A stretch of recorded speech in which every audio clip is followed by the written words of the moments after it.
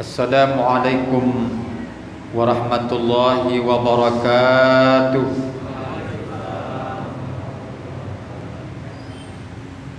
Nahmaduhu wa nasta'inuhu wa nastaghfiruh wa na'udzu billahi min syururi anfusina wa sayyiati a'malina. Asyhadu an la ilaha illallah wa asyhadu anna Muhammadan abduhu wa rasuluh la nabiyya ba'dah. Yang sama-sama kita muliakan segenap pengurus DKM Nurul Islam beserta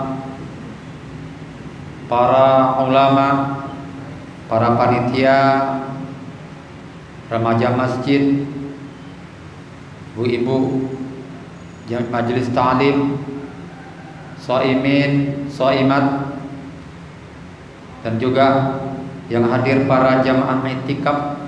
Semoga senantiasa kita doakan, senantiasa dimuliakan oleh Allah Subhanahu wa taala. Bersyukur kita kepada Allah Subhanahu wa taala. Alhamdulillah, dengan izin Allah kita masih diberikan kesempatan berkunjung ke rumah Allah, berada di istana Allah Subhanahu wa taala dalam rangka memakmurkan rumah Allah, menunaikan salat subuh secara berjamaah. Selesai salat subuh, kita duduk sejenak, niatkan untuk i'tikaf serta saling bermuzakarah. Mudah-mudahan muzakarah ini senantiasa bermanfaat untuk bekal kita kembali ke negeri kita yang sebenarnya, yaitu akhirat. Shaimin shaimat rahimakumullah. Kemudian selawat serta salam kepada Rasulullah sallallahu alaihi wasallam dengan ucapan Allahumma shalli ala sayyidina Muhammad wa ala ali sayyidina Muhammad. Kajian subuh Ramadan kita pada pagi hari ini adalah indikator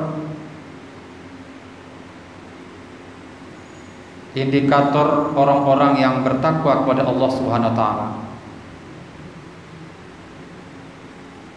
Tujuan kita menunaikan ibadah puasa Ramadan dan qiyam Ramadan adalah ingin mendapatkan predikat ketakwaan kepada Allah Subhanahu wa taala. Untuk mengukur apakah kita mendapatkan predikat takwa atau tidak,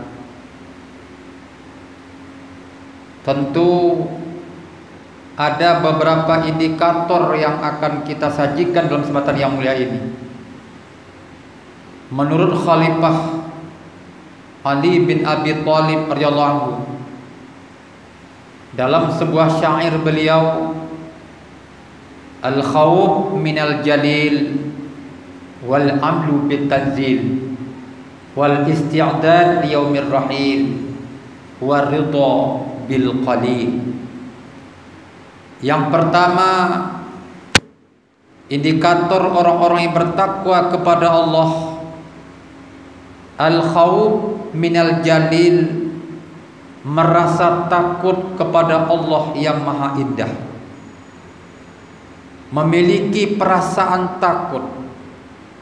Apa maknanya? Bahwa ketika ingin melakukan sesuatu, orang-orang yang bertakwa itu sangat-sangat berhati-hati.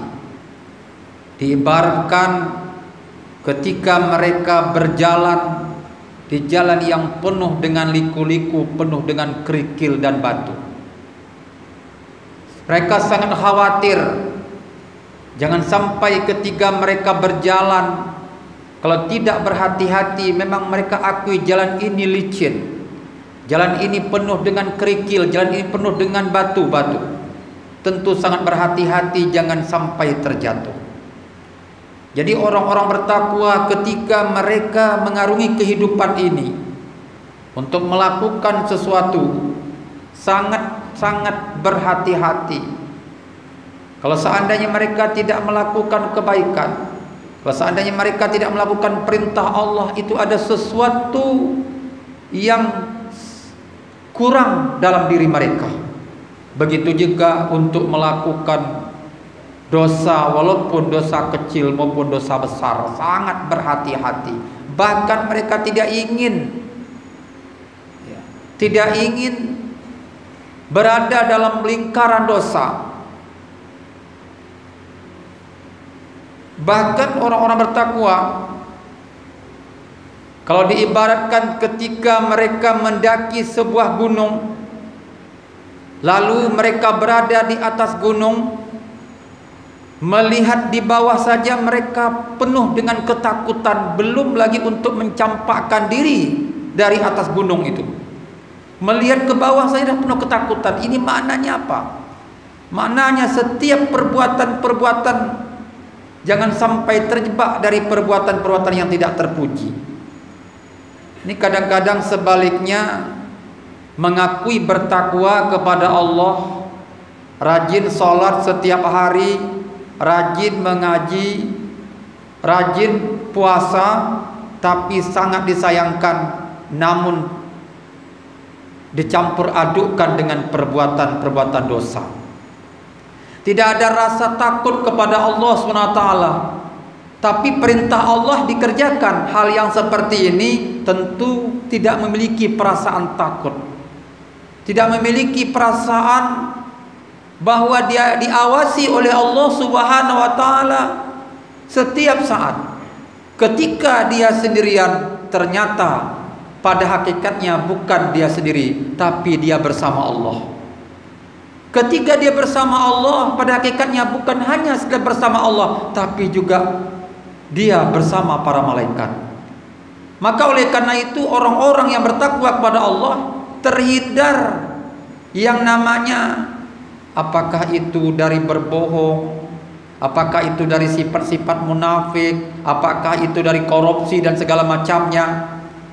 Terhindar karena sangat berhati-hati untuk mengarungi kehidupan ini. Mereka paham bahwa hidup ini adalah merupakan ujian. Hidup ini adalah merupakan seleksi amal. Allazi khalaqal mauta wal hayata liyabluwakum ayyukum ahsanu amala. Allah yang menciptakan kematian, Allah yang menciptakan kehidupan. Untuk apa Allah menciptakan kematian, kehidupan itu? Liyabluwakum, supaya Allah uji kalian, ayyukum ahsanu amala, siapa yang paling terbaik amalnya. Jadi orang bertakwa itu dia ingin mengupayakan supaya nanti di hadapan Allah SWT mendapatkan amal yang terbaik, ahsan amal. Shaimin shaimat rahimakumullah. Di dalam Al-Quran surah Al-Mulk ayat 12, innal ladzina yakhshawna rabbahum bil ghaib, sesungguhnya orang-orang yang takut kepada Rabb mereka tentang hal-hal yang ghaib, hal-hal yang memang tidak nampak, tak bisa dipandang oleh mata, tapi yakin bahwa Allah itu pasti melihatnya. Setiap perbuatan yang lakukan itu, tentu Allah memberikan sebuah penghargaan, memberikan jaminan lahum maghfirah, untuk mereka keampunan. Jadi ketika kita taat kepada Allah, ketika kita bertakwa kepada Allah, semua perintah Allah kita laksanakan dan semua larangan Allah kita tinggalkan, Allah berikan penghargaan maghfirah, keampunan. Wa ajrun kabir, dan Allah berikan upah yang sangat besar. Apa makna upah yang sangat besar? Yaitu surga Allah Subhanahu wa taala. Diberikan hadiah kepada orang-orang yang taat kepada Allah, orang-orang yang beriman, orang-orang yang beramal saleh. Ini yang pertama. Kemudian yang kedua, indikator orang bertakwa kepada Allah, wal amlu bitanzil, beramal berdasarkan Al-Quran, beramal, melakukan aktivitas, landasannya hanyalah Al-Quran ditambah lagi dengan Al-Hadis. Kenapa Al-Quran dan Hadis menjadi landasan? Supaya tidak tersesat bahkan menyesatkan. Setiap amalan berlandaskan Al-Quran Hadis, insya Allah tentu dalam rangka menyelamatkan kita dari hal-hal yang bid'ah. Lalu bagaimana kita menjadikan Al-Quran sebagai landasan amal kita? Tentu kita pelajari Al-Quran, kita baca Al-Quran, kita tadabbur Al-Quran, kita renungkan makna yang terkandung dalam Al-Quran. Ustadz, kalau memahami makna Al-Quran itu sulit. Kalau seandainya kita sulit memahami sendiri, kita berguru. Seorang guru saya pernah menyampaikan, ternyata untuk menafsirkan Al-Quran artinya tidak cukup hanya sekedar menterjemahkan. Artinya menafsirkan Al-Quran ini memang harus memerlukan atau memiliki alat. Karena apalagi Al-Quran adalah dengan berbahasa Arab, harus didukung dengan ilmu kaidah bahasa Arab, ilmu nahwu, sharaf, ilmu balaghah, ma'ani, bayan, dan badiah. Jadi balaghah itu ada 3 aspek: ilmu ma'ani, ilmu bayan, ilmu badiah, kemudian ilmu mantik.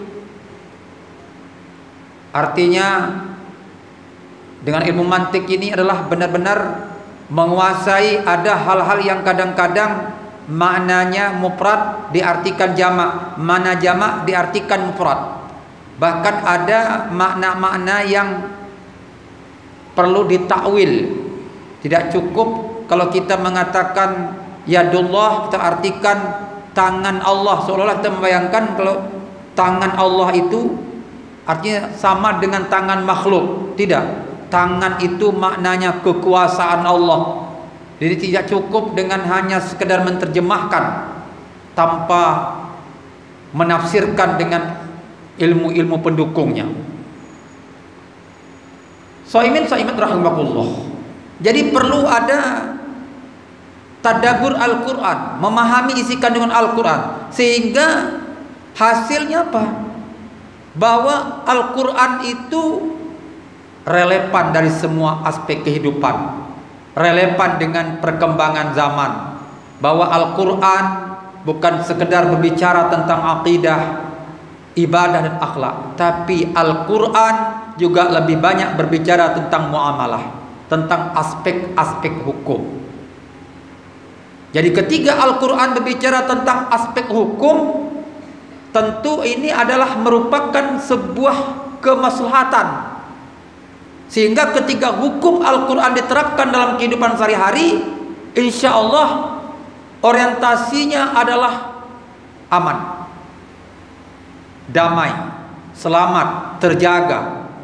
Tapi ketika hukum Al-Quran tidak diterapkan dalam kehidupan sehari-hari, jelas lebih banyaknya mufsadahnya, kerusakannya, berantakannya di mana-mana, sehingga seluruh aspek kehidupan itu terjadi keberantakan, termasuk aspek akidah, kalau tidak berlandaskan dengan hukum-hukum Al-Quran. Shaimin rahimakumullah. Jadi ini penting pemahaman kita terhadap Al-Quran.